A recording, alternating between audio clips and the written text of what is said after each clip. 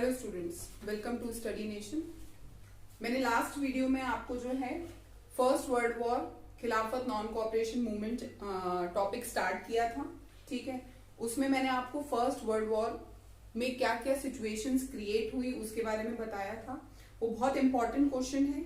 Okay, 3 marks में direct question पूछा जाता है कि what were the effects of first world war on Indian economy. Direct 3 marks में क्वेश्चन आता है। तो प्लीज अगर आपने वो वीडियो नहीं देखा हो तो प्लीज लास्ट वीडियो में जाके उस वीडियो को देखिए और पूरा कंटेंट समझने के लिए इस वीडियो को पूरा देखिएगा, लास्ट तक देखिएगा। चलिए स्टार्ट करते हैं।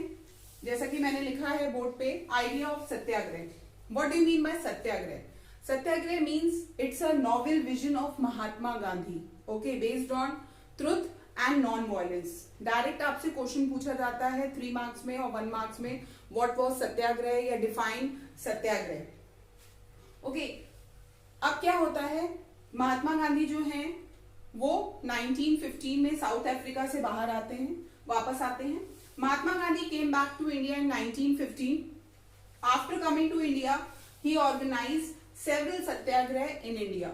ओके, महात्मा गांधी ने खुद भी रेशियल डिस्क्रिमिनेशन साउथ अफ्रीका में बहुत ज्यादा जो है उसको फील किया था और पर्सनली उन्होंने जो है उसको फेस किया था। तो महात्मा गांधी इससे बहुत ज्यादा जो है बहुत उनको खराब लगा था। तो इसीलिए उन्होंने कहा कि वो यहाँ आकर के, इंडिया आकर के वो इस रेशियल डिस्क्रिमिनेशन के खिलाफ कुछ आवाज उठाएंगे। तो इसीलिए उन्होंने जो है 1915 में जब वो यहाँ वापस आए तो उन्होंने कंटिन्यूअस हर साल, देखिए जैसा कि मैंने यहाँ पे बॉक्स बनाया है, देखिए बोर्ड एग्जामिनेशन में सीबीएसई में आप जितना कंटेंट फ्लो चार्ट के थ्रू हाईलाइट करके विद इन बॉक्स जितना दिखाएंगे उतने ज्यादा आपको सीबीएसई में मार्क्स मिलेंगे। ठीक है, 1916 में इन्होंने जो है चंपारण सत्याग्रह किया। 1916 में लाइन से याद करिएगा। उसके बाद 1917 में इन्होंने खेड़ा सत्याग्रह किया। ओके, एंड देन 1918 अहमदाबाद सत्याग्रह। देखिए ये डायरेक्ट मैप में भी क्वेश्चंस आपसे पूछे जाते हैं। The place where Gandhi ji organise satyagraha for cotton mill workers for the peasants of Kheda, तो आपको उसको लोकेट करना पड़ेगा। ओके, तो प्लीज ये क्वेश्चन बहुत अच्छे से प्रिपेयर करिएगा। ये डायरेक्ट क्वेश्चन पूछा जाता है, why was Gandhi ji organise Champaran satyagraha, why was Gandhi ji organise Kheda satyagraha, why did Gandhi ji organise Ahmedabad mill strike. So you have to keep it in mind within 1915 Mahatma Gandhi came back to India.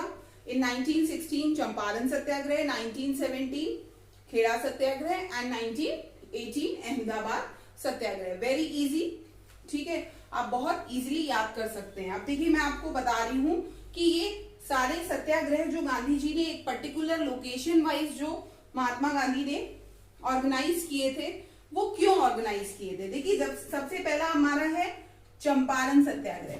ठीक है, सबसे पहला हमारा है Champaran satyagraha. Champaran satyagraha was organize to inspire the peasants of to struggle against oppressive indigo planters. ठीक है, अब उस समय क्या होता था कि जितने भी इंडिगो प्लांटेशन वर्कर्स थे, ठीक है, they were not at all allowed to leave their plantation fields. ठीक है, उनको अपनी प्लांटेशन फील्ड छोड़ के जाने की परमिशन नहीं थी। ओके, उसके बाद उनको उनसे 24/7 जो है वो काम कराया जाता था, बेगारी सिस्टम था। तो इसीलिए जो है महात्मा गांधी जी ने जो है वो चंपारण के पीजेंट्स के लिए, पीजेंट्स मीन्स होता है बेटा फार्मर्स, ओके, फार्मर्स के लिए ऑपरेसिव इंडिगो प्लांटर्स के खिलाफ जो है ये किया कि उनको जो भी वर्किंग कंडीशंस हैं उनकी इंप्रूव की जाए इंडिगो प्लांटेशन वर्कर्स की, और उनको जो है उनके घर भी जाने दिया जाए टाइम टू टाइम। नेक्स्ट हमारा आता है खेड़ा सत्याग्रह। खेड़ा सत्याग्रह देखिए मैंने ईयर भी लिखा हुआ है, 1917 में ऑर्गेनाइज हुआ था। देखिए खेड़ा एक जगह है, डिस्ट्रिक्ट है गुजरात की। ओके, ये बेसिकली महात्मा गांधी जी ने जो है for the peasants of Kheda, Kheda के पीजेंट्स के लिए, फार्मर्स के लिए ऑर्गेनाइज किया था। उसके बाद नेक्स्ट हमारा है अहमदाबाद मिल स्ट्राइक। ओके, देखिए ये अहमदाबाद मिल स्ट्राइक जो है वो महात्मा गांधी जी ने जो है जो 1918 में जो अहमदाबाद मिल ओनर्स थे उनके खिलाफ की, क्योंकि जो मिल वर्कर्स थे they have to work 24/7, they were given very less wages, उनकी वेजेस बहुत कम थी। तो मेन बेसिक मोटिव जो था वो सिर्फ जो है उनकी वेजेस बढ़ाना था, ठीक है, उनकी मजदूरी बढ़ाना था। तो इसलिए महात्मा गांधी जी ने जो है वो लाइन से 1916, 1917 और 1918 में जो है वो कंटिन्यूअस ये लोकलाइज सत्याग्रह किए। ओके, ये लोकलाइज सत्याग्रह किए, तो प्लीज इसको याद रखिएगा। 1916 चंपारण सत्याग्रह, 1917 खेड़ा सत्याग्रह, 1918 अहमदाबाद सत्याग्रह। अब देखिए इसमें हर चीज जो है कॉज एंड इफेक्ट पे काम करेगी, ठीक है। एक स्टेप इंडियंस लेंगे और उसी के रिवेंज में जो है ब्रिटिशर्स लेंगे। ओके, तो हर एक चीज कॉज एंड इफेक्ट पे वर्क करेगी।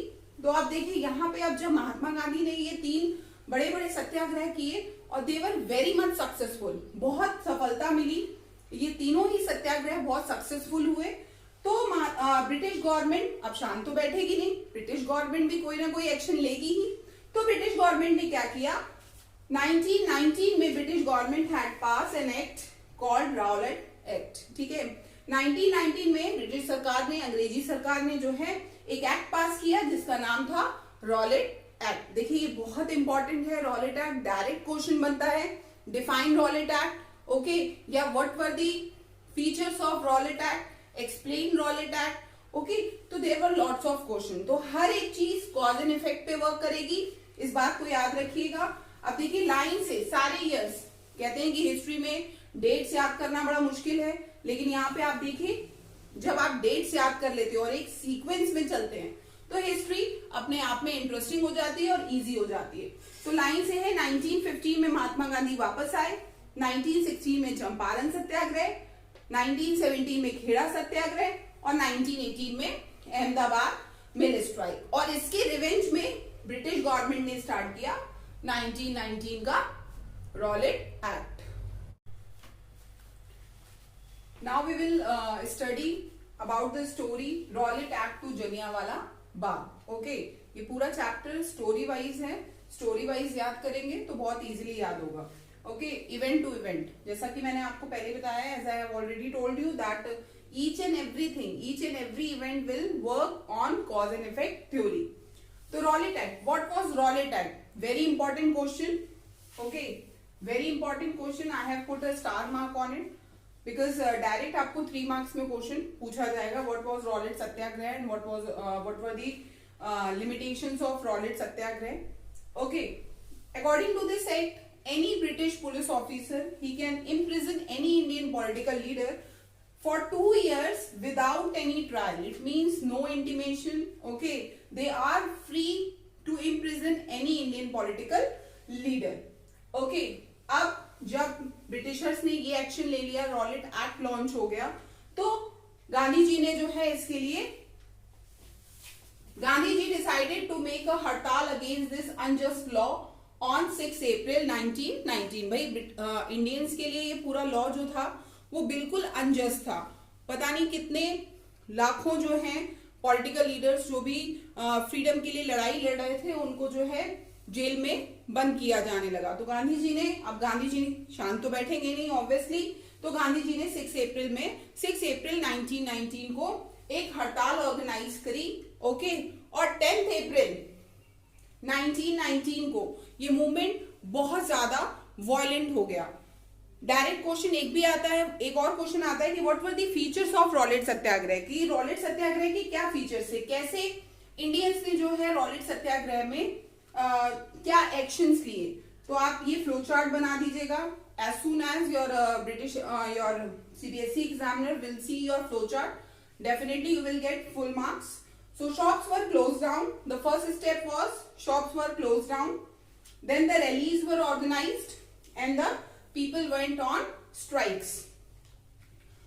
After that, on 13th April, the infamous Jallianwala Bagh incident took place under the command of General Dyer. Okay, Jallianwala Bagh में क्या था कि जनरल डायर को जो है वो कमांड मिली। ओके, मार्शल लॉ इम्पोज हो गया था। ओके जब इतनी ज्यादा ये वायलेंट हो गया, रॉलेट सत्याग्रह इतना ज्यादा वायलेंट हो गया, तो इसके खिलाफ ब्रिटिश सरकार ने मार्शल लॉ इम्पोज कर दिया। अब मार्शल लॉ में क्या था कि कोई भी जो भी हाईएस्ट रैंकिंग ऑफिसर है, ओके उसके हाथ में सारी कमांड आ जाती है। तो उस समय ब्रिटिश गवर्नमेंट में जो हाईएस्ट रैंकिंग ऑफिसर थे वो थे जनरल डायर, ठीक है। तो इन्होंने क्या किया, 13 अप्रैल को जो है वो बैसाखी का मेला लगा हुआ था, okay.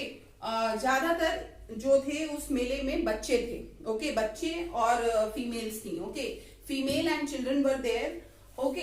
Then what happened, general Dyer to command and he reach over there. General Dyer वहां गए और उन्होंने जो है एक पीछे गेट था उस पूरे जलियांवाला बाग में, ओके एक पीछे की तरफ गेट था, छोटा गेट था, और एक सामने वाला गेट था। तो सामने वाला गेट तो उन्होंने पहले बंद करा दिया और उसके बाद पीछे वाला गेट भी बंद करा दिया। And then he put fire arms, okay आग के गोले जो है उन्होंने दागना शुरू कर दिया। तो this was very much humiliating for Indians, okay. So Jallianwala Bagh incident, 3 marks. Again, it's very important question.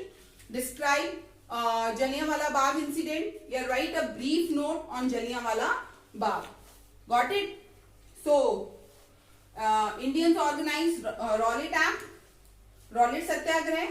Okay. Then, in oppose of Rowlatt Satyagrah, the Britishers they organized martial law, and then so each and everything will work on cause and effect theory.